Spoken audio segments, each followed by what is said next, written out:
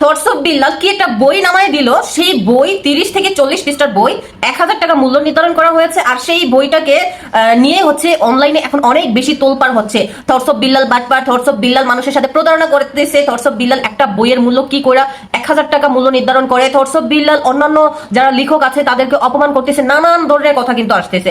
একটা জিনিস চিন্তা করেন, সবসময় দেখবেন শেয়ানে শেয়ানে খেলা হয়। একজন বুদ্ধি প্রতিবন্ধীর সাথে কিন্তু একজন ব্রিলিয়েন্ট মানুষ ঝগড়া করতে আসবে না, তার সাথে টক্কর দিতে আসবে না।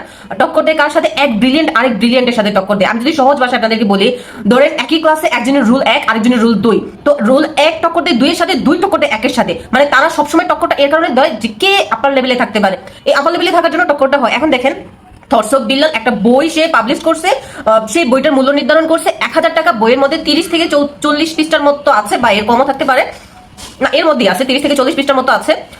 আর এই বইটার মূল্য নির্ধারণ করছে 1000 টাকা। এখন এই বইটা নিয়ে যত তোলপাড় হচ্ছে, থটস অফ বিল্লালের সাথে যারা টক্কর দিতে পারে তাদের, কোনো কন্টেন্ট ক্রিয়েটর কিন্তু এটা নিয়ে কোনো অবজেকশন করতেছে না, বা যারা মনে করতেছে যে এই বইটা আমি আনবো টাকার জন্য আনতে পারতেছি না, তারাও কিন্তু এটা নিয়ে কোনো টক্কর দিতেছে না। দিতেছে কারা? আপার লেভেলের মানুষগুলো টক্কর দিতেছে। আর কেন দিতেছে জানেন? আপনারা থটস অফ বিল্লালের বই এনে আপনারা অল্পতেই ভাইরাল হয়ে যাবেন, বেশি পাবলিসিটি পেয়ে যাবেন, আপনার ভিডিও মিলিয়ন মিলিয়ন ভিউজ হয়ে যাবে।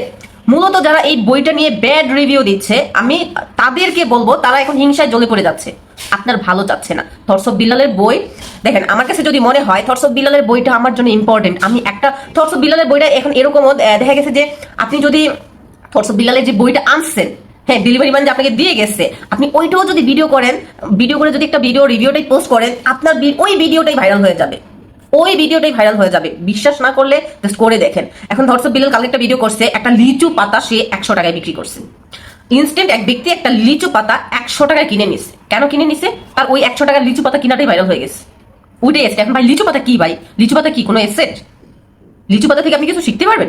এটা পড়ে যাবে, পড়ে শুকায় যাবে, মিশে যাবে মাটির সাথে। এটা তো কোনো কাজের না, তাই না? বা জ্বালানি হিসেবে অনেক সময় ব্যবহার করা হয়, বা অনেক সময় পাতা, মানে পাতা তো কি বলবো, পাতা তো পাতাই, এটা তো নর্মালি মূল্যহীন, তাই না? মানে টাকার কাছে তো পাতাটা মূল্যহীন, জাস্ট ওটা বুঝাইছে, আমরা অন্য কোনো মাইন্ডে নিয়ে না, পাতারও কিন্তু ভ্যালু আছে। তো এখন কথা হচ্ছে, থটস অফ বিল্লাল যদি বলে আমি এই বইয়ের মূল্য নির্ধারণ করব 50,000 টাকা, এটা তার ব্যাপার। এখন যার মনে হবে এই 50,000 টাকা দিয়ে আমার বইটা আমার কেনার দরকার, আমি কিনবো, সে কিনবে। আপনার দরকার না হলে আপনি কিনবেন না। এটা নিয়ে তো লাফালাফি করার কি আছে? এটা নিয়ে থটস অফ বিল্লালকে বাটপার বলার কি আছে? এটা নিয়ে থটস অফ বিল্লালকে প্রতারক বলার কি আছে? কিছু আছে? নাই তো। এখন কি আপনাদের রিজিকের টানা হেঁচড়া পড়ছে? কেন তো থটস অফ বিল্লালকে নিয়ে পড়ছেন? সে একটা বই লিখছে ভাই, তার বইয়ের মূল্য 1000 টাকা নির্ধারণ করছে, ওকে। এই 1000 টাকা দিয়ে যে আপনি আপনি যে ভাইরাল হবেন, আপনার ভিডিওগুলো মিলিয়ন মিলিয়ন ভিউজ হবে, সেটা মাথায় নেন না?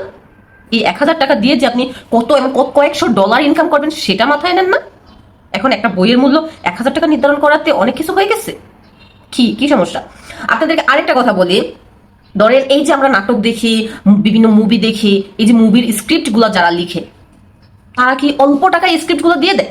একটা নাটকের স্ক্রিপ্ট, একটা মুভির স্ক্রিপ্ট অল্প টাকায় দিয়ে দেয়? দেয় না। সেগুলো সম্পর্কে আপনাদের কোনো আইডিয়া নেই। সো থটস অফ বিল্লালের পিছনে না লেগে ভাই মানুষকে উঠতে দেন, যারা নতুন কন্টেন্ট ক্রিয়েশনে আসছে তাদেরকে তাদেরকে উঠতে দেন। কেন একটা মানুষের পিছনে লেগে যারা নিউ কামার আছে তাদেরকে ডাউন করে রাখতেছেন? কি দরকার সেটা বলেন তো। আর আরেকটা কথা আপনাদের সাথে শেয়ার করি, যেটা হচ্ছে যারা নতুন কন্টেন্ট ক্রিয়েশনে আসছেন, তারা এই যে মানুষের তাইরে নাইরে স্টোরি না শুনে, তাইরে নাইরে গল্প না শুনে নিজের মতো করে বেরিয়ে ওঠেন, দেখবেন অনেক দূর এগিয়ে যাবেন। আর যেহেতু থটস অফ বিল্লাল মানি এখন ট্রেন্ড, আর এই থটস অফ বিল্লালের নাম নিল মানুষ, থটস অফ বিল্লালের নাম নিয়ে ভিডিওগুলি ভাইরাল হয়ে যায়। সেখানে তো তার একটা বই, তো অনেক কিছু ভাই, অনেক কিছু। জুয়েল ভাই একটা কথা বলছে, থটস অফ বিল্লালের যে বাণী গুগলে সার্চ করলে এগুলো হাজার হাজার বাণী এরকম চলে আসবে। উনি 1 ঘন্টায় 2টা বই লিখতে পারবে। থটস অফ বিল্লালের যে বাণী, উনি যদি এক ঘন্টা যদি বসে থাকে, থটস অফ বিল্লাল যে বই লিখছে তার মধ্যে 2টা বই লিখতে পারবে। তো লিখেন না, আপনি লিখেন, আপনি বিক্রি করেন, আপনি 1 ঘন্টায় 2টা বই লিখে 100 টাকা বিক্রি করেন, তাতে কার কি আসা যায়? আপনি থটস অফ বিল্লালের পিছনে কেন লেগে আছেন?